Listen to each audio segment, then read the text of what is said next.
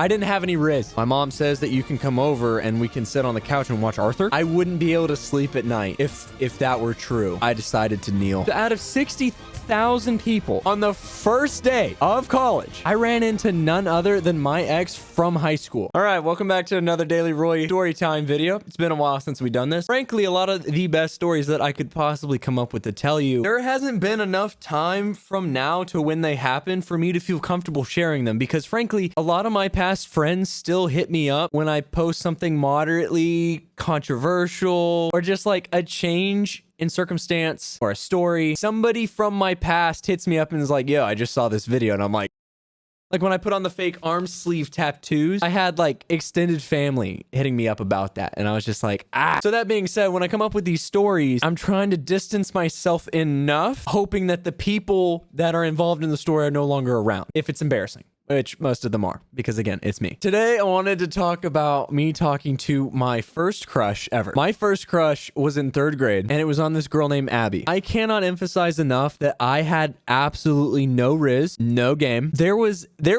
nothing about me that was like, wow, like he's the cool kid. I mean, for example, my first experiment in science class was showing the difference between making cookies with baking soda and making them without. Like, holy soft. You know, at least I wasn't the kid that was powering some gadget with a potato, though.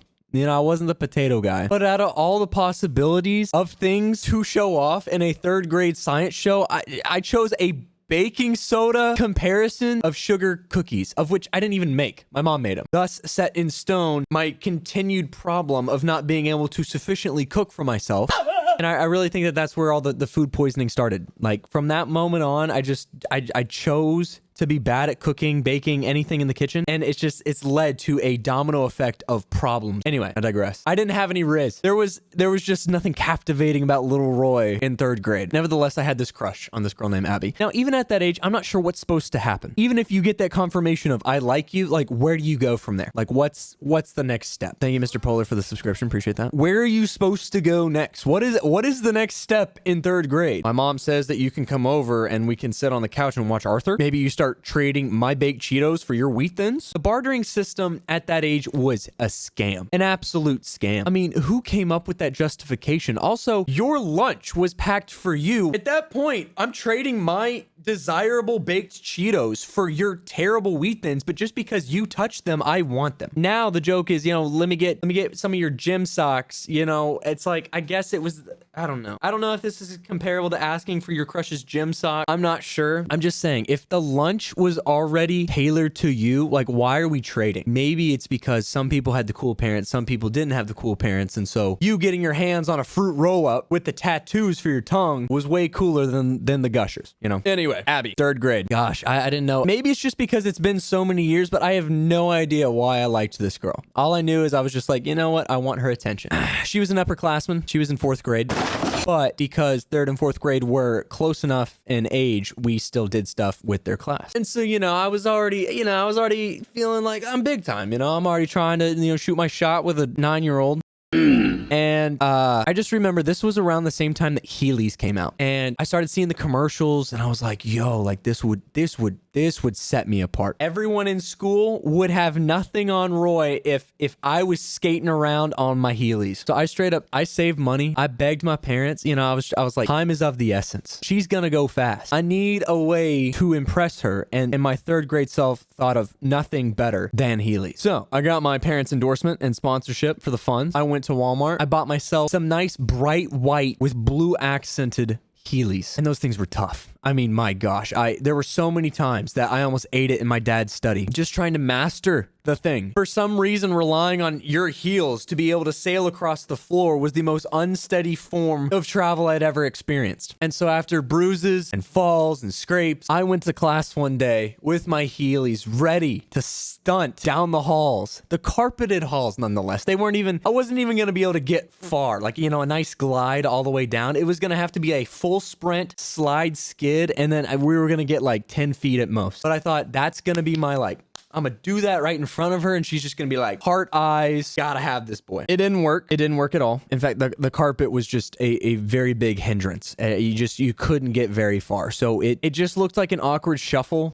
It wasn't coordinated, and Abby took no notice. But with the week following, after enough talking, what do you even talk about as a third grader? Like, what's going on in your life? I don't even remember.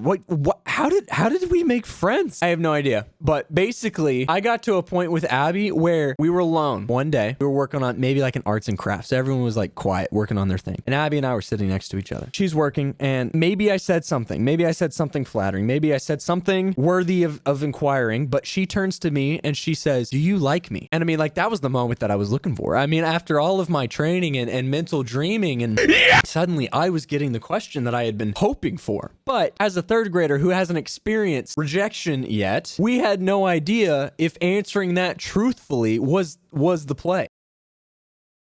Now, you guys know me. I get flushed red cheeks routinely. I can get nervous, anxious, sure. So I look at Abby, and without skipping a beat, without hesitating and weighing my options, I laughed and said no.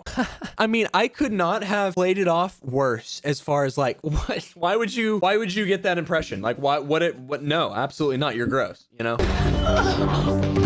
Not only was it kind of like the worst thing that they can say is no, I'm pretty sure it was like a no, ew, gross. Like I would hate that. I would just like, I wouldn't be able to sleep at night if that were true. It was that type of derailment mentally that just absolutely threw me for a loop. And of course, Abby goes, "Oh, okay," you know, and like kind of laughs it off as far as maybe her feelings had just gotten hurt. Maybe she was truly just wondering, making sure that, you know, like we're still friends and like, you know. You'll never be happy. I don't know. I'll never know. But all I know is the next day she was holding hands with JJ. Public enemy number one, JJ. From 4th grade. And in that moment, it had appeared that I had dropped the ball, that I had my opportunity to score, and I decided to kneel and lose it on the 1 yard line. That was like my first time being placed in that situation where I was like, I would rather no one ever know that I ever had a crush to begin with, nor did I want people to think that we were an item, even though secretly that's what I did, but we just self-destructed. Funny enough, this carried all the way into college, where freshman year, oh my gosh, the first girl I talked to with actual interest, her name was Abby. Different girl, okay. First one was blonde, this one was brunette, so it could be the same, but it's probably not the same girl. And I just remember that we were really good friends at summer camp, and that's where I met this girl. Our friend group started asking if we were a thing, and kind of similar, obviously, like we had matured in some areas and whatnot, but to an almost uncanny comparison, when people asked if we were a thing, I was like, no. No, couldn't, no. Even though, I mean, there was some interest there. I mean, we went and got tacos one time, and then we took them to campus and walked around and all that kind of stuff. I just remember she walked away from that telling all of her friends that it was a date. I hadn't really thought anything of it besides we were just hanging out. But when she started calling it a date and telling all of her friends, and then her friends would talk to me and be like, "I heard you guys went on a date," I was just like, what? When? So, yeah, no, it didn't really work out with the Abbies. But speaking of freshman year, it was actually both hilarious and just unreal because I was homeschooled growing up. Okay. So for the last 3 years of high school, I spent at the community college doing dual credit. So we went from homeschool to the community college to then A&M. And the class was myself to a handful of students that were doing community college to 60,000 people. So out of 60,000 people on my day one encounter of freshman year, I ran into none other than my ex from high school on the first day of college. I mean, I could not believe it. I could not believe it. We had broken up senior year of high school. There had been a lot of time in between that breakup and talking. We talked like once before we went to A&M because like I knew she was going and I was going. So we talked like once to kind of like clear the air. And I had no expectation that I would actually see her because I thought massive campus, massive school, and one of the first people I run into is none other than her and her new boyfriend. What? 60,000 people. 60,000 people.